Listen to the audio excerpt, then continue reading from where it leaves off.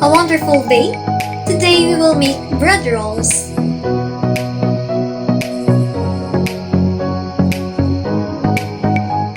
For the ingredients, white bread, eggs, cheese dogs, ham, breadcrumbs, cheese, and milk.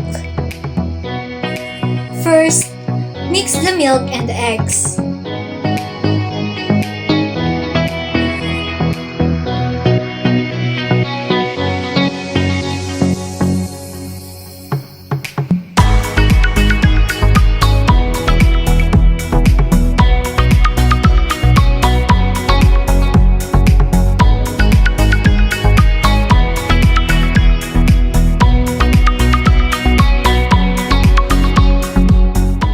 Now, place a loaf of white bread inside the clean plastic.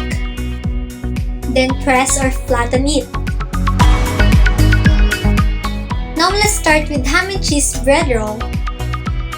First, place the flattened white bread on a plate.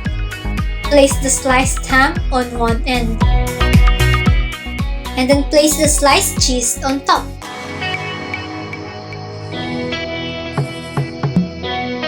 Now roll it.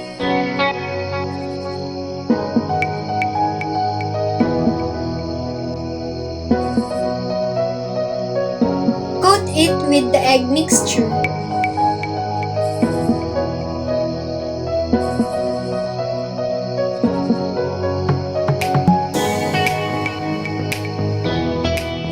And then coat it with the breadcrumbs.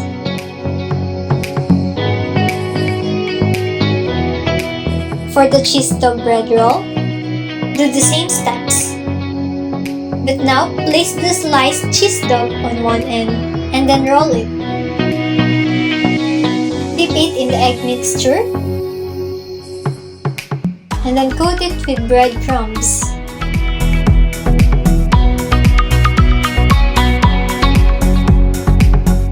To avoid having the roll go loose, you can secure it with toothpicks.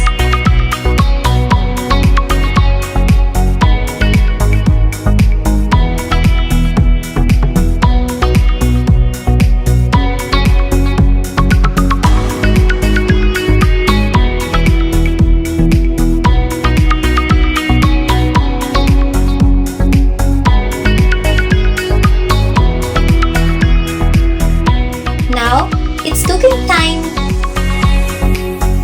Turn the stove on. And then fry all the bread rolls.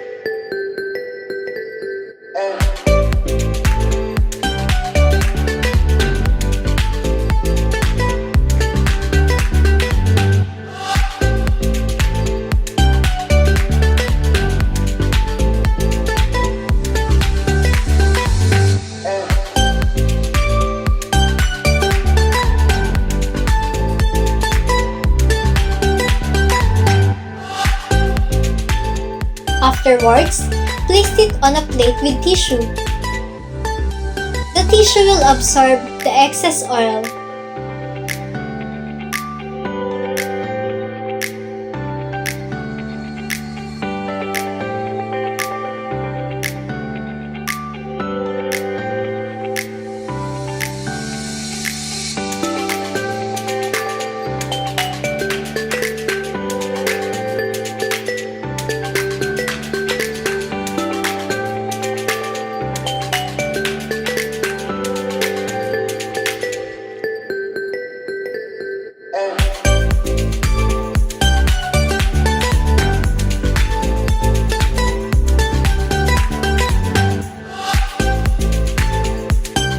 For the recipe,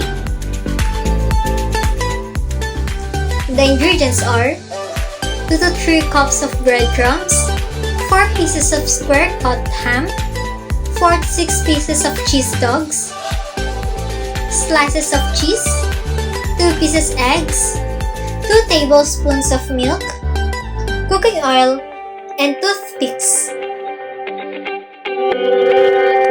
Thank you for watching!